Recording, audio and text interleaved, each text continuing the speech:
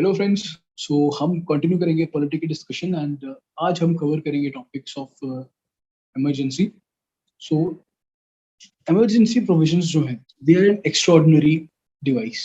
Now मैं इनको extraordinary device क्यों कह रहा हूँ, क्योंकि पहली बात तो ये बड़ा एक एक्सट्रीम इफेक्ट होता है इसका कि फेडरल स्ट्रक्चर जो है इंडियन कॉन्स्टिट्यूशन का, वो यूनिटरी स्ट्रक्चर में बदल जाता है विदाउट एनी फॉर्मल अमेंडमेंट। यानी कि जो डिवीजन ऑफ पावर है between central government and state government, वो काफी हद तक कैंसिल हो जाती है।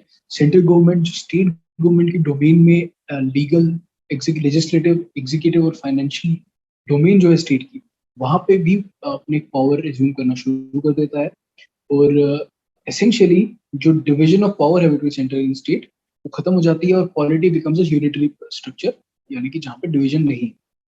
और इसके पीछे रैशनल जो है, रीजनिंग जो है, वो है कि अगर ऐसे सिचुएशन अराइज हो जाए, फॉर एग्जांपल वॉर होती है या इंटर या एक्सटर्नल एग्रेशन होती है, उस केस में unity, sovereignty and integrity of India as a nation वो चैलेंज होती है।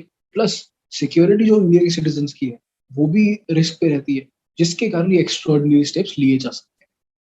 ठीक है, अब ये एक इंपॉर्टेंट टॉपिक है, यहाँ से अक्सर क्वेश्चन आते रहते हैं। 2018 यूपीएससी प्रीलिम्स में प्रेसिडेंट रूल के रिगार्डिंग एक क्वेश्चन पूछा गया था, जो हम आगे पढ़ेंगे। ठीक है, सो अब इमरजेंसी प्रोविजंस तीन तरह की हैं। नेशनल इमरजेंसी है, दूसरा है प्रेसिडेंट रूल और तीसरा है फाइनेंशियल इमरजेंसी। तो चलिए अब इन तीनों को अलग से पढ़ते हैं। सो फ्रेंड्स, नेशनल इमरजेंसी जो है ये आर्टिकल 332 के कवर होती है और इसमें तीन तरह के ग्राउंड्स हैं जो दिए गए हैं। पहला है थ्रेट ऑफ वॉर, कि वॉर की थ्रेट है, सपोज इंडिया चाइना के बीच में वॉर की थ्रेट है, प्रेसिडेंट कैन डिक्लेयर इमरजेंसी और he can take necessary measures to safeguard security of India. Second, external aggression. ठीक है, फॉर एग्जांपल कोई और कंट्री इंडिया के ऊपर अटैक करे, उस सिनेरियो में तो ये जो दो सिनेरियो है इनको हम एक्सटर्नल इमरजेंसी बोलते हैं। ठीक है, और तीसरा है आर्म्ड रिबेलियन। ठीक है, यानी कि सपोज नक्सलाइट रिबेलियन इंडिया में, उस केस में भी आप इमरजेंसी डिक्लेयर कर सकते हैं, उसको हम बोलेंगे इंटरनल इमरजेंसी। ठीक है, अब एक जो इम्पोर्टेंट चीज है कि ओरिजिनल कॉन्स्टिट्यूशन जो था उसमें आर्म्ड रेबेलियन की जगह इंटरनल डिस्टर्बेंस एक रीजन दिया। ठीक है, तो उसके कारण जो 1975 में इमरजेंसी डिक्लेयर हुई थी, that was on the ground of internal disturbance. इसके बारे में हम आगे पढ़ते हैं थोड़ा सा। अब एक इंपॉर्टेंट प्रोविजन जो है कि president can declare emergency even before occurrence of threat of war, external aggression या armed rebellion। सपोज आपके पास इंटेलिजेंस है या सिनेरियो प्रेसिडेंट को लगता है कि क्रिएट हो रहा है जहाँ पे एक एक्सटर्नल एग्रेशन हो सकती है और थ्रेट ऑफ वॉर हो सकता है, उस सिनेरियो में प्रीएम्प्टिवली भी वो डिक्लेयर कर सकते हैं इमरजेंसी। ठीक है, दिस इज इंपॉर्टेंट। अब 42nd कॉन्स्टिट्यूशन अमेंडमेंट एक्ट 1976 में ये कहा गया कि इमरजेंसी जो है वो लोकलाइज हो सकती है। फॉर एग्जाम्पल जेएनके में कुछ वॉर लाइक सिनेरियो क्रिएट होता है या फिर जेएनके में टेररिज्म काफी लार्ज स्केल पे बढ़ जाता है। In that scenario president can declare national emergency just for the state of JNK only, just for the unity of JNK only. Yeah, this is important. यानी localized emergency for a couple of states, एक region के लिए north east में suppose this issue, south India में this issue. Okay, ये important है। अब 44th Constitutional Amendment Act जो है 1976, it's quite important national emergency है। अब इस इम्पोर्टेंस जानने के लिए हम पहले समझते हैं इस 1975 में जो इमरजेंसी लगी थी उसके क्या नेगेटिव इफेक्ट्स। देखिए 1975 में जो इमरजेंसी डिक्लेयर हुई थी उसका रीजन दिया गया था इंटरनल डिस्टर्बेंस, और इंटरनल डिस्टर्बेंस अपने आप में बहुत वेग और बहुत फास्ट था। ठीक है, एक छोटा सा violence can be said to be internal disturbance, और उस टाइम पे कैबिनेट की परमिशन नहीं मिली। ठीक है, prime minister just said to the president और कैबिनेट को तब बताया गया जब इमरजेंसी ऑलरेडी डिक्लेयर हो चुकी। सो इन सब चीजों को काउंटर करने के लिए 44th कॉन्स्टिट्यूशनल अमेंडमेंट एक्ट लाया गया, जिसमें उन्होंने कहा पहले तो you need written recommendation of cabinet, cabinet का लिखित रिकमेंडेशन चाहिए, और इंटरनल डिस्टर्बेंस को वॉर को रिप्लेस करके आर्म्ड रिबेलियन कह दिया गया। ठीक है, क्योंकि आर्म्ड रिबेलियन यानी कि there has to be large scale violence against the state. Okay, और नेशनल इमरजेंसी को कहा गया कि it can be challenged in court on the ground of nullified observer irrelevant, जो 42nd कॉन्स्टिट्यूशनल अमेंडमेंट एक्ट में इस जो 38th कॉन्स्टिट्यूशनल अमेंडमेंट एक्ट कहा था कि नो जुडिशियल, बट जैसा कि हमने बताया judicial review is part of the basic structure, और कोर्ट ने मिनर्वा न्यूज में भी ये कहा चैलेंज किया जा सकता है अगर जो ग्राउंड्स है, जो रीजंस दिए जा रहे हैं वो एब्सर्ड है, इररेशनल है और irrelevant, we don't mean anything. ठीक है, so this was briefly about national emergency और हिस्टोरिकली कैसे कैसे इसमें चेंजेस आई हैं। अब बात करते हैं अप्रूवल कैसे। पहली बात तो ये है कि अप्रूवल दोनों हाउसेस के, राज्यसभा और लोकसभा दोनों की प्रोविजंस हैं। ओरिजिनली कॉन्स्टिट्यूशन में ये लिखा था कि जब इमरजेंसी डिक्लेयर हुई, नेशनल इमरजेंसी डिक्लेयर हुई, तो उसके 2 महीने के पीरियड में पार्लियामेंट्री अप्रूवल चाहिए। सो लोकसभा अगर सपोज सेशन में नहीं, उस सिनेरियो में जब लोकसभा की पहली सिटिंग होगी उसके बाद में अगले 30 दिन के अंदर अंदर लोकसभा को अप्रूव करना पड़ेगा, गिवन कि राज्यसभा ने पहले अप्रूव किया है। ठीक है, सो ये सिनेरियो था। अब ये जो 2 मंथ्स का पीरियड था, 44th कॉन्स्टिट्यूशनल अमेंडमेंट एक्ट ने इसको रिड्यूस करके 1 मंथ का कर दिया। पहले तो ये इंपॉर्टेंट चेंज हुआ।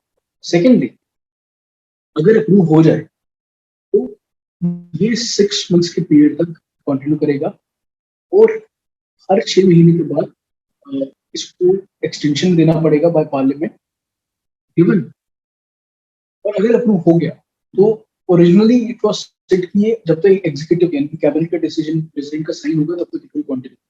But again 44th constitution amendment act में चेंजेस किए और कहा ये मैक्सिमम पीरियड 6 महीने तक चल सकता है, बट उसके बाद आप जितनी बार मर्जी चाहे इसको पार्लियामेंट्री अप्रूवल के थ्रू एक्सटेंड कर सकते। ठीक है, अनदर चेक जो ऐड किया गया 44th कॉन्स्टिट्यूशनल अमेंडमेंट एक्ट के बाद। 44th कॉन्स्टिट्यूशनल अमेंडमेंट एक्ट ने कहा कि आपको स्पेशल मेजॉरिटी चाहिए to approve the emergency. Special majority जैसे हम पहले डिस्कस किया, that is 2/3 of those present in voting and majority of total number of house. ठीक है, ये हो गया कि अप्रूवल के लिए क्या चाहिए।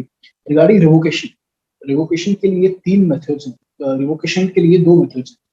एक तो प्रेसिडेंट कर सकते हैं सीधा बाय एग्जीक्यूटिव ऑर्डर, दूसरा अगर लोकसभा एक रेजोल्यूशन पास करे, ठीक है, तब भी ये हो सकता है। ये प्रोविजन ऐड किया by 44th constitutional amendment act. ठीक है, और 44th कॉन्स्टिट्यूशनल अमेंडमेंट एक्ट में ये कहा कि अगर 1/10 ऑफ लोकसभा के एमपीज यानी कि सपोज 55 प्लस एमपीज अगर लोकसभा के एक रिटर्न सिटिंग डे डिमांड करें कि एक सिटिंग होनी चाहिए रिगार्डिंग इमरजेंसी, देन एक स्पेशल सिटिंग सेशन बिठाया जाएगा पार्लियामेंट का with 14 days to discuss continuation of emergency. ठीक है, यानी कि 44th constitutional amendment act is very important as far as emergency provision is concern. एक इंपॉर्टेंट चीज जो है कि रिवोकेशन जो है इमरजेंसी लोकसभा ही करती है, राज्यसभा को उसमें एज सच कोई रोल नहीं है। ठीक है, तो this is very important. Now next is effects of national emergency on various aspects of local government. इसमें हम देखते हैं, सो पहला है कि स्टेट एग्जीक्यूटिव पे क्या इफेक्ट पड़ता है। ठीक है, सो स्टेट एग्जीक्यूटिव जो है it works on the direction of centre, यानी कि सेंटर जो है उसके पास पावर आ जाती है to give direction on any matter, doesn't matter कि वो स्टेट लिस्ट में है, कॉन्करेंट लिस्ट में है, सेंट्रल लिस्ट में है, वो स्टेट एग्जीक्यूटिव को, स्टेट सर्विसेज को दे कैन ऑलवेज डायरेक्ट कि आप ये सब कीजिए। ठीक है, और दूसरा है अबाउट लेजिस्लेटिव फंक्शंस। वहां पे पार्लियामेंट के पास पावर आ जाती है कि वो स्टेट लिस्ट के जो इश्यूज हैं उन पे भी लेजिस्लेशन बना सकते हैं।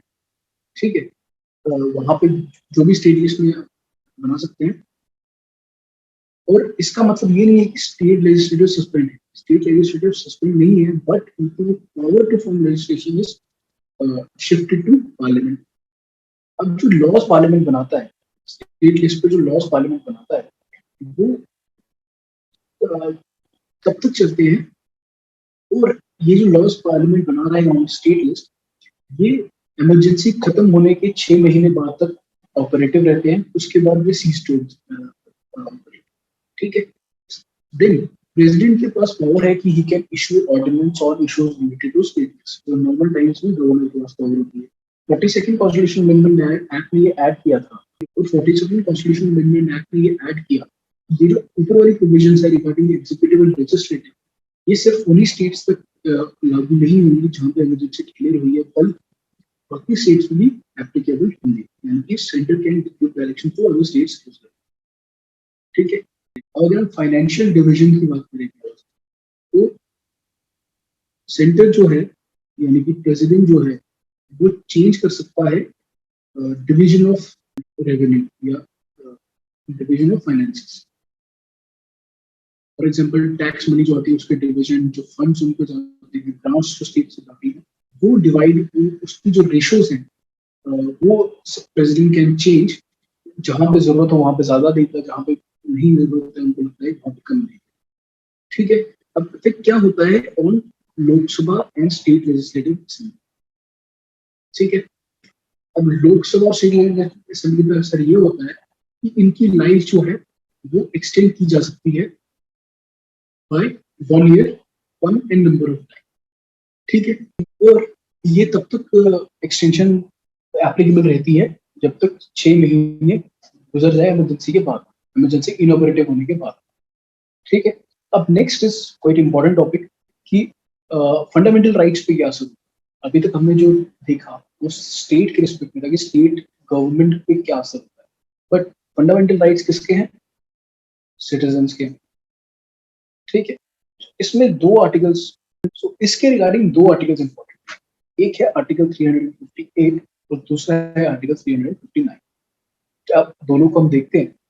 सो आर्टिकल 358 के अकॉर्डिंग जब नेशनल इमरजेंसी ऑपरेट होगी तो आर्टिकल 19 जो है, that is right to freedom, वो ऑटोमेटिकली सस्पेंड हो जाएगा। ठीक है। और यानी कि आपकी राइट टू फ्रीडम वायलेट होगी तो आप कुछ नहीं कर सकते उसके बारे में, you don't have any right to freedom.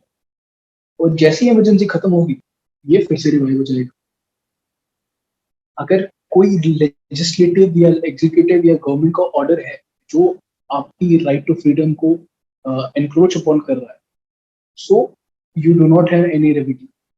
और ये रेमेडी आपके पास जब इमरजेंसी खत्म हो जाएगी उसके बाद भी नहीं होगी, और the acts done during emergency, ये भी इंपॉर्टेंट चीज है। But again 44th constitutional amendment act ने कुछ चेंजेस किए कि आर्टिकल 19 तभी सस्पेंड होगा जब एक्सटर्नल एग्रेशन या वॉर के कारण इमरजेंसी डिक्लेयर हो। ठीक है। पहली बात तो ये। दूसरा, जो इमरजेंसी के रिलेटेड जो रेगुलेशंस या लॉज बनाए हैं उन वही प्रोटेक्ट किए जाएंगे फ्रॉम आर्टिकल 19। ऐसा नहीं है कि जो भी लॉ सेंटर के बन रहे हैं वो फ्री होंगे आर्टिकल 19 के रिस्पेक्ट। आर्टिकल 19 वही लॉज के लिए सस्पेंड होगा जो इमरजेंसी से रिलेटेड हो। ये इंपॉर्टेंट चीज है। और आर्टिकल 358 के रिगार्डिंग जो सस्पेंशन ऑफ आर्टिकल 19 है वो पूरे देश में लागू होगा। अनलाइक कि अगर सपोज लोकलाइज इमरजेंसी की है तो भी article 19 can be, freedom under article 19 can be suspended for whole of India. ये इंपॉर्टेंट हो गया आर्टिकल 350। दूसरा है दैट इज आर्टिकल 359। ठीक है। अब आर्टिकल 359 कहता है कि आपकी फंडामेंटल राइट्स जो है वो सस्पेंड नहीं हो, but your ability to move to court, यानी कि आपको कोर्ट को अप्रोच करने की एबिलिटी, भाई मेरे फंडामेंटल राइट वायलेट हो रहे हैं, that would be suspended. Article 359 के रिगार्डिंग जो सस्पेंशन है वो दोनों एक्सटर्नल इमरजेंसी और इंटरनल इमरजेंसी के लिए होल्ड करती है। ठीक है। आर्टिकल 358 के अंदर जो सस्पेंशन थी आर्टिकल 19, वो पूरे पीरियड की थी जब तक इमरजेंसी लागू थी। बट यहाँ पे जो सस्पेंशन है that is for period specified by law. For example emergency 2 साल चलती है, बट ऑर्डर में 3 महीने के लिए आपका फंडामेंटल राइट्स की एनफोर्समेंट जो है वो सीज की है, तो वो सिर्फ 3 महीने के लिए ही लागू होगा आर्टिकल 3। और आर्टिकल 359 के अंदर वही फंडामेंटल राइट्स की एनफोर्समेंट सस्पेंड होगी जो प्रेसिडेंशियल ऑर्डर में स्पेसिफाइड है। ये आर्टिकल 358 के केस में नहीं था, प्रेसिडेंशियल ऑर्डर स्पेसिफाई करने की जरूरत नहीं। और जैसे ही प्रेसिडेंट इमरजेंसी खत्म होती है, सेम लाइक आर्टिकल 358 जो provisions of article 359 they cease to exist. Secondly, कोई रेमेडी नहीं है आपके पास फॉर एक्ट्स ड्यूरिंग इमरजेंसी. अब 44th कॉन्स्टिट्यूशनल अमेंडमेंट नीड्स की यहाँ पे भी कुछ चेंजेस है कि आर्टिकल 20 और आर्टिकल 21 में आपका right to move to court in of system, यानी कि केस फंडामेंटल राइट्स की एनफोर्समेंट नहीं की. सेकंड, उन्हीं लॉज पे ये इमरजेंसी की प्रोविजंस आर्टिकल 359 की प्रोविजंस अप्लाई की हुई वो इमरजेंसी के रिलेटेड. ठीक है, ये इंपॉर्टेंट चीज है. और अभी तक सिर्फ 3 बार इमरजेंसी डिक्लेयर की है. 1962, 1971 में ये वॉर थी हमारी with China and Pakistan, and 1975 में जहाँ पे इंटरनल डिस्टर्बेंस के कारण था. इसके बाद में 44th कॉन्स्टिट्यूशनल अमेंडमेंट एक्ट आई जिसने काफी सारे नए प्रोविजंस ऐड किए to protect from arbitrary use of this provision. ठीक है, so this was about national emergency. अब देखते हैं president's rule. Okay, so friends, next we'll talk about president's rule. और as name suggests, president's rule is ruled by president, यानी कि state government की जो भागदौड़ है प्रेसिडेंट संभाले with of course recommendation from council of ministers, यानी कि सेंटर एज्यूम करता है power of state government. So ये आर्टिकल 356 के अंदर है. सो अंडर आर्टिकल 355 सेंटर को इंश्योर करना है कि जो गवर्नेंस ऑफ स्टेट है that is according to the constitution. ठीक है, और अगर ये इंश्योर नहीं कर पाए तो आर्टिकल 356 के अंडर प्रेसिडेंट रूल्स इन्फोर्स किया जा सकता है. सो आर्टिकल 356 के अंदर जो इमरजेंसी है इसको स्टेट या कॉन्स्टिट्यूशनल इमरजेंसी भी कहते हैं. क्यों? क्योंकि कॉन्स्टिट्यूशनल प्रोविजंस के फेलियर के कारण इसको इम्प्लीमेंट किया जाता है. यहाँ पे ये सेंटर की ड्यूटी है कि वो इंश्योर करे कि स्टेट की जो वर्किंग है वो प्रॉपर रहे. और इसी सेंस में आर्टिकल 356 के अंदर 2 ग्राउंड्स हैं जिसके कारण प्रेसिडेंट्स रूल इम्प्लीमेंट किया जा सकता है. पहला तो आर्टिकल 356 खुद ही है जो कहता है कि फेलियर ऑफ कॉन्स्टिट्यूशनल मशीनरी, यानी कि कॉन्स्टिट्यूशनल के अंडर जो स्टेट गवर्नमेंट को पावर्स दी गई हैं for execution of different tasks, अगर वही काम नहीं ढंग से कर रही तो प्रेसिडेंट रूल लग सकता है. और सेकेंडली, अगर आर्टिकल 365 के अंदर सेंटर जो डायरेक्शंस देता है स्टेट को वो स्टेट फुलफिल नहीं कर रहा तब भी प्रेसिडेंट्स रूल के ग्राउंड क्लियर हो सकते हैं. अगर गवर्नर रिकमेंड करे या फिर प्रेसिडेंट को खुद लगे कि ये जो स्टेट की मशीनरी है वो सेंट्रल गवर्नमेंट के डिसीजंस को, डायरेक्शंस को फुलफिल नहीं कर रही है, ये भी एक ग्राउंड हो सकता है. ये तो हो गई बात कि ग्राउंड्स क्या हैं. अब बात करते हैं कि पार्लियामेंट्री अप्रूवल किस तरह का चाहिए. सो इसमें भी दोनों हाउसेस का पार्लियामेंट्री अप्रूवल चाहिए और मैक्सिमम पीरियड जो है वो है 2 मंथ्स प्लस 30 डेज जब नई लोकसभा बैठेगी, अगर लोकसभा डिजॉल्व हो उस सिनेरियो में, गिवन कि राज्यसभा ने अप्रूवल दिया हो. ये सेम है as compare to national emergency. और यहाँ पे जो मेजॉरिटी चाहिए that is simple majority, unlike in national emergency जहाँ पे आपको स्पेशल मेजॉरिटी चाहिए थी. अब ड्यूरेशन की अगर हम बात करें तो हर 6 महीने के बाद ये एक्सटेंड किया जा सकता है बाय पार्लियामेंट्री अप्रूवल और मैक्सिमम जो पीरियड होगा एक्सटेंशन का वो होगा 3 साल. ठीक है. 44th कॉन्स्टिट्यूशनल अमेंडमेंट एक्ट में कहा है क्या? Again 44th constitutional amendment act में काफी प्रोविजंस लाई गई और उसमें कुछ प्रोविजंस रिगार्डिंग प्रेसिडेंट्स रूल भी थी कि अगर आपको 1 साल से ज्यादा की एक्सटेंशन चाहिए, यानी कि 2 बार एक्सटेंड करने से तीसरा एक्सटेंशन अगर चाहिए तो उसके आपको 2 सिनेरियो ध्यान में रखने पड़ेंगे. पहला, अगर नेशनल इमरजेंसी चल रही है, नेशनल इमरजेंसी की जो प्रोविजंस है वो ऑपरेशन में है, तो आप एक्सटेंड कर सकते हैं फर्दर. सो अगर सपोज ये जो इमरजेंसी है वो इसलिए क्योंकि स्टेट लेजिस्लेचर अपना काम सही से नहीं कर रहा या फिर स्टेट लेजिस्लेचर फंक्शन नहीं कर रहा तो आपको नए इलेक्शन करवाने पड़ेंगे. और अगर इलेक्शन कमीशन रिटर्न रिकमेंडेशन दे कि हम इलेक्शन अभी नहीं करवा सकते तब भी 1 साल से ज्यादा की एक्सटेंशन मिल सकती है. ठीक है. अब रिवोकेशन सिर्फ एक प्रेसिडेंशियल ऑर्डर से आप प्रेसिडेंशियल प्रोक्लेमेशन से, प्रेसिडेंशियल ऑर्डर से आप रिवोक कर सकते हैं. पार्लियामेंट्री अप्रूवल नहीं चाहिए अनलाइक इन नेशनल इमरजेंसी. सो अब देखते हैं कि कॉन्सिक्वेंसेज क्या हैं प्रेसिडेंट्स रूल के. तो पहला तो ये कि जो स्टेट एग्जीक्यूटिव की पावर्स होंगी वो प्रेसिडेंट एज्यूम कर लेंगे और सेंट्रल गवर्नमेंट जो है वो स्टेट एग्जीक्यूटिव का काम करना शुरू कर देंगे in the name of the president. Secondly, parliament जो है वो स्टेट लेजिस्लेटिव असेंबली की पावर्स एज्यूम कर लेगी, यानी कि लेजिस्लेटिव पावर्स जो है वो लेने शुरू कर देंगी। थर्डली, प्रेसिडेंट जो है वो और जो नेसेसरी स्टेप्स हैं for working of the government वो भी लेना स्टार्ट कर देंगे। और यहाँ पे गवर्नर जो हैं he will carry on the administration on behalf of president, ठीक है। और central of council of ministers और सीएम जो है they will be dismissed. Then president जो है वो प्रोमलगेट भी कर सकते हैं ऑर्डिनेंस जब पार्लियामेंट सेशन में नहीं है, जस्ट लाइक गवर्नर करता है जब स्टेट लेजिस्लेटिव असेंबली सेशन में नहीं हो तो नॉर्मल टाइम्स में। और जो लॉज बनाए जाएंगे ड्यूरिंग इमरजेंसी वो जब भी जैसी इमरजेंसी ख़त्म होगी उसके साथ में ख़त्म नहीं होंगे, ये इंपॉर्टेंट चीज़ है, अनलेस जो स्टेट लेजिस्लेचर आके फिर से उन लॉज को एब्रोगेट करे, ठीक है।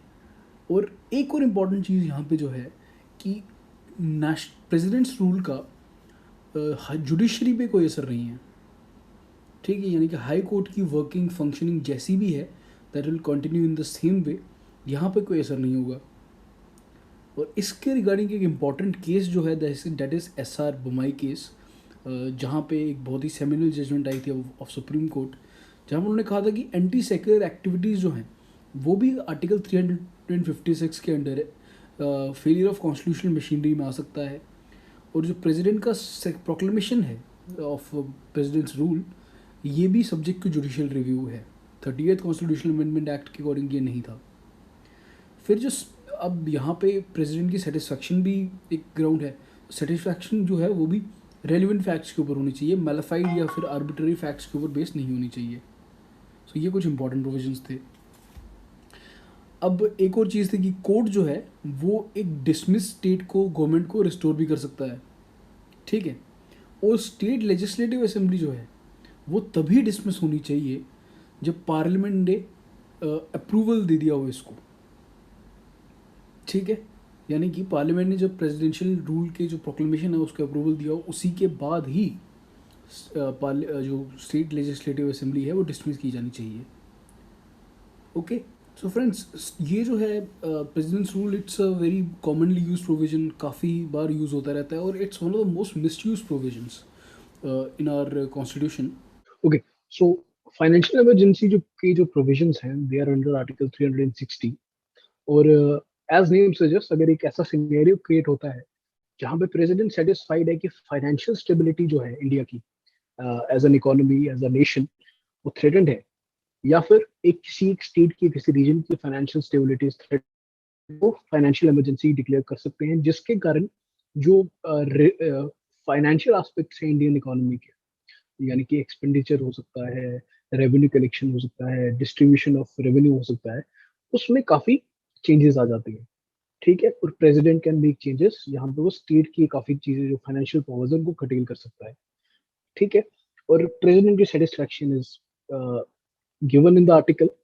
एंड 44 कॉन्स्टिट्यूशनल अमेंडमेंट एक्ट के अकॉर्डिंगली ये जो प्रेसिडेंशियल सेटिस्फैक्शन है दैट कैन बी क्वेश्चन, इसको जुडिशियल रिव्यू हो सकता है on the ground of malafide या इरेलीवेंट फैक्ट्स के, same as an president's rule.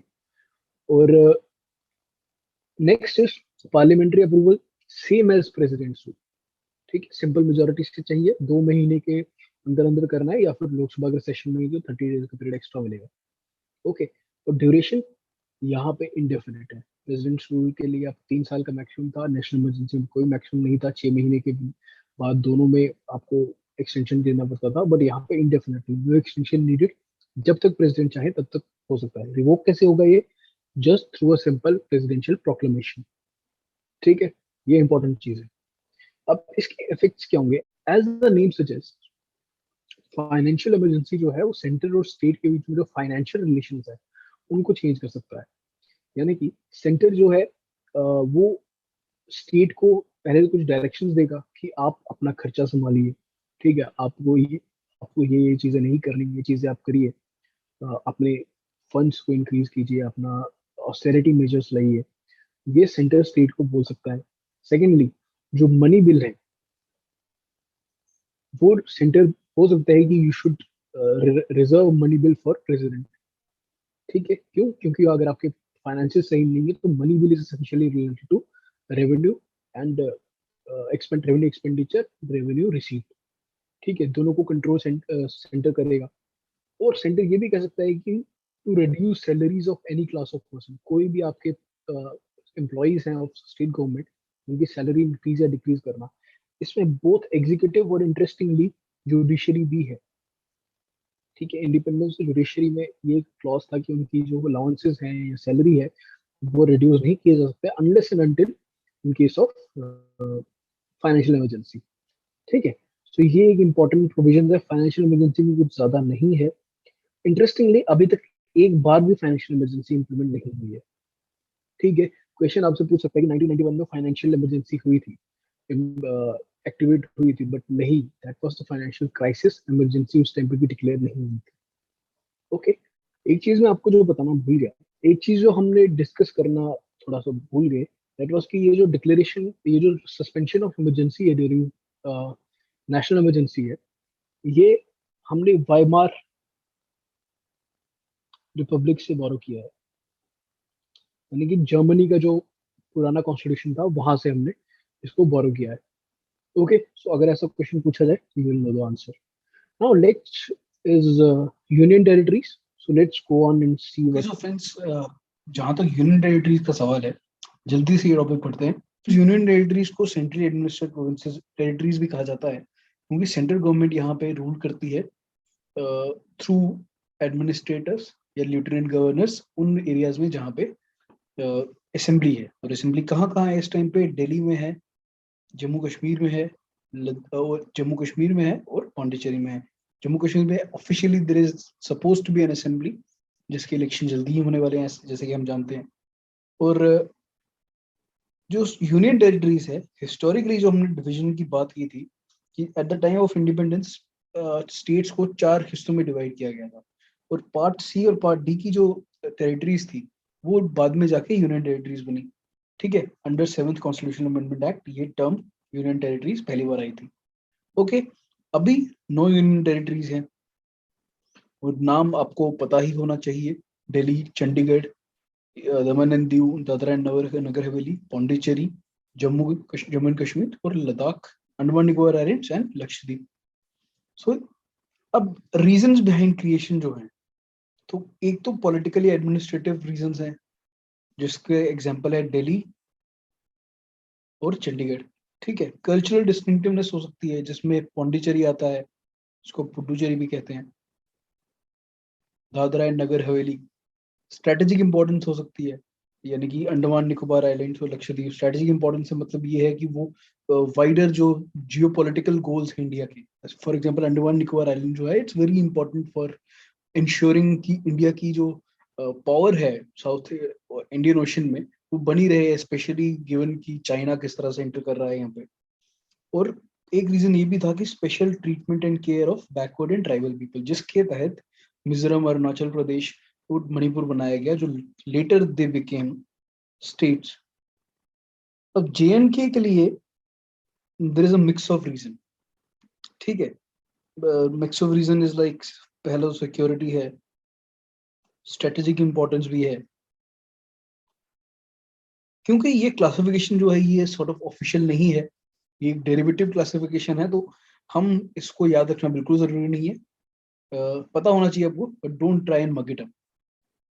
अब एडमिनिस्ट्रेशन की बात करते हैं, तो आर्टिकल 239 से लेकर 241 तक डील करते हैं with administration of UTs. Part 8 के अंदर ये आते हैं। और एडमिनिस्ट्रेशन के लिए सेंट्रल गवर्नमेंट के agents eight the level of UT जो होते हैं, एक तो होता है एडमिनिस्ट्रेटर, जहाँ पे लेजिस्लेटिव असेंबली नहीं है, वहां के लिए लेफ्टिनेंट गवर्नर, जहाँ पे लेजिस्लेटिव असेंबली है, और चीफ कमिश्नर, जो छोटी यूनियन टेरिटरीज हैं। ठीक है, इन तीन के through they act as agent of central government at the level of union territory.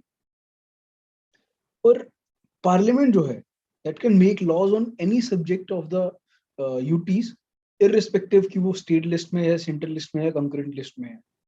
ठीक है, और ये सिर्फ उन यूटीज के लिए नहीं है जहां पे लेजिस्लेचर नहीं है, बाकी यूटीज में भी पार्लियामेंट लॉज बना सकती है, बट गिवन कि वहां पे स्टेट लेजिस्लेचर के पास ये पावर होगी। बट अगर पार्लियामेंट बनाएगी तो पार्लियामेंट की लेजिस्लेशन जो होगी, that would Trump state legislator की लेजिस्लेशन होगी।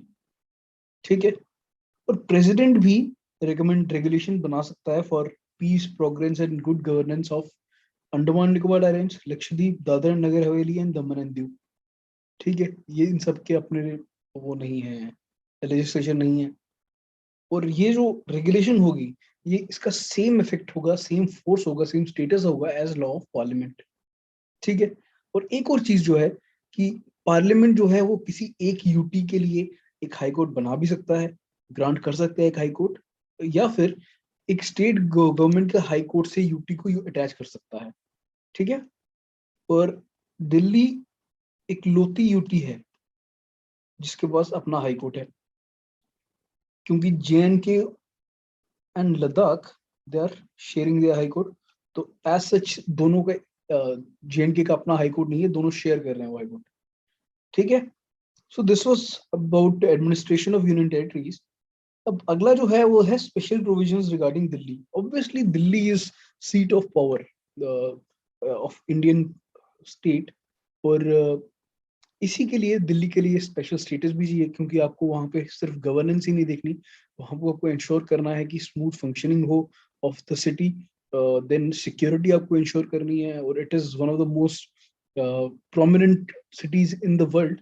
सो उसके हिसाब से आपको काफी चीजें कंसिडर करनी है, जहां पे you need special mixture of state legislature and parliament responsibility. So 69th constitution amendment act ने एक स्पेशल स्टेटस दिया दिल्ली को, इसके कारण दिल्ली को national capital territory of Delhi कहने लगे। ठीक है, एक तो ये चीज है। और यहाँ पर लेफ्टिनेंट गवर्नर है, जैसे मैंने बताया, क्योंकि यहाँ पे लेजिस्लेटिव असेंबली भी है, और एक 70 मेंबर्स की लेजिस्लेटिव असेंबली क्रिएट की गई। डायरेक्टली इलेक्टेड मेंबर्स थे, और इलेक्शन कंडक्ट करवाने वाली बॉडी थी इलेक्शन कमीशन ऑफ इंडिया। ठीक है। और सब्जेक्ट्स को और जो लेजिस्लेटिव असेंबली है उसको पावर है regarding state list and concurrent list, except 3 subject: public order, police and land. अगर आप जरा सा भी न्यूज पढ़ते होंगे तो आपको पता होगा कितना फ्रिक्शन रहता है between centre and Delhi government regarding control over police. ठीक है। सो और एक और चीज, अगर ये जो सब्जेक्ट्स हैं स्टेट लिस्ट और कॉन्करेंट लिस्ट पे, जैसे मैंने पहले बताया कि पार्लियामेंट में हमेशा लॉज बना सकती है, और अगर पार्लियामेंट लॉ बनाएगी उसका स्टेटस जो होगा that would be higher as compare to state legislative assembly. अब काउंसिल ऑफ मिनिस्टर्स यहाँ पे जो है दैट इज 10% ऑफ असेंबली, यानी कि 70 लोगों की असेंबली, यानी कि 7 मिनिस्टर होंगे, एक सीएम प्लस 6 अदर्स। अब याद कीजिए, जो नॉर्मल सिनेरियो है वहां पे 15% मैक्सिमम काउंसिल ऑफ मिनिस्टर की स्ट्रेंथ हो सकती है, जबकि यहाँ पर सिर्फ 10% है। ओके। और काउंसिल ऑफ मिनिस्टर काम क्या है? Aid and advice lieutenant governor. Appoint करने वाली बॉडी, इंटरेस्टिंगली यहाँ पे लेफ्टिनेंट गवर्नर अपॉइंट नहीं करता है, अपॉइंट करने वाली बॉडी प्रेसिडेंट है, और ये प्लेजर ऑफ प्रेसिडेंट पे वर्क करते हैं, यानी कि जब इनका कॉन्फिडेंस, जब प्रेसिडेंट चाहे, obviously after recommendation of legislature या फिर council ministers, they can be dissolved. Okay. So अब ये एक और जो पॉइंट ऑफ फ्रिक्शन है, जो टसल चलती रहती है, that is between lieutenant governors power and power of council of ministers headed by CM. ठीक है। और फाइनली काफी डिसएग्रीमेंट्स के बाद में एक प्रोविजन सामने आई कि अगर कोई डिसएग्रीमेंट होगा तो लेफ्टिनेंट गवर्नर जो है he will refer the matter to president. ठीक है, यानी कि कहीं ना कहीं सेंट्रल गवर्नमेंट का पलड़ा यहाँ पे भारी है। लेफ्टिनेंट गवर्नर जो है वो ऑर्डिनेंस यहाँ पे प्रोमिलगेट कर सकता है प्रायर परमिशन ऑफ प्रेसिडेंट के साथ। ठीक है, विड्रॉल के लिए भी प्रोमिलगेशन होगी। और failure of state machinery, president can impose his rule, quite similar to article 356 but not exactly the same. अब यहाँ पे एक जो चीज है that is home ministers advisory council या एडमिनिस्ट्रेटर्स एडवाइजरी काउंसिल। ये 6 यूटीज के लिए जिनका लेजिस्लेचर नहीं है। होम मिनिस्टर्स एडवाइजरी काउंसिल जो है that is headed by union home minister, और administrators advisory council is headed by administrator of union territory. अब इसके मेंबर्स कौन कौन होते हैं? एमपीज होते हैं, elected members of local bodies, यानी कि पंचायत हो गई, डिस्ट्रिक्ट लेवल पंचायत होगी, जिला परिषद हो गया, इन सब के मेंबर्स जो हैं वो इस बॉडी के भी मेंबर्स होते हैं। क्यों? क्योंकि यहाँ पे लेजिस्लेचर नहीं है, तो रिगार्डिंग लॉज के रिगार्डिंग उनकी कंसल्टेशन या रेगुलेशन बनानी है उसके regarding consultation, day to day working को भी मॉनिटर करने के लिए। So this was about union territories, ये हमने खत्म कर लिया। Last topic for this lecture is scheduled and tribal areas. मैंने पहले ही पढ़ा कि 5th और 6th शेड्यूल में कुछ एरियाज जो है वो डिफरेंशिएट किए गए हैं फॉर एज शेड्यूल एरियाज, और इनका पर्पस ये है कि ट्राइबल्स जो इन पर्टिकुलर एरियाज में रहते हैं उनका सेफ गार्ड करना, उनका लाइवलीहुड, उनका कल्चर और उनका वे ऑफ लाइफ। ठीक है, सो आर्टिकल 254 के अंडर शेड्यूल्ड ट्राइबल एरियाज के बारे में प्रोविजंस है और पार्ट 10 ऑफ द कॉन्स्टिट्यूशन में ये आता है। ठीक है, अब फिफ्थ शेड्यूल जो है that is related to scheduled areas, और रैशनल इसके पीछे ये है कि जो शेड्यूल्ड ट्राइब्स हैं they are one of the most deprived sections of the society, जहां तक डेवलपमेंट के फ्रूट्स अभी तक पहुंचे नहीं है, plus they have a primitive culture और modern way of life, modern values जो है वहां तक नहीं पहुंची, जिसके कारण उनके एक्सप्लॉइटेशन का स्कोप बढ़ जाता है।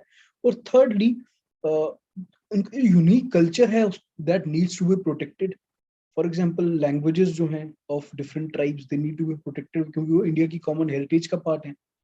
इसीलिए शेड्यूल्ड एरियाज के लिए एडमिनिस्ट्रेशन के लिए अलग से प्रोविजंस बनाए गए हैं, स्पेशल प्रोविजंस बनाए गए हैं। और कोई भी एरिया को शेड्यूल एरिया बनाने के लिए जो डिक्लेरेशन है that is done by president of India, और ये कैसे करता है? After consulting governor of the state concern, यानी कि स्टेट कैबिनेट का या स्टेट लेजिस्लेचर का कोई रोल नहीं है इसमें। प्रेसिडेंट जो है वो इंक्रीज भी कर सकता है एरिया, डिक्रीज भी कर सकता है, डिक्लेरेशन को या नोटिफिकेशन को रिसेंड भी कर सकता है, और कोई नया एरिया फ्रेशली भी डिक्लेयर कर सकता है।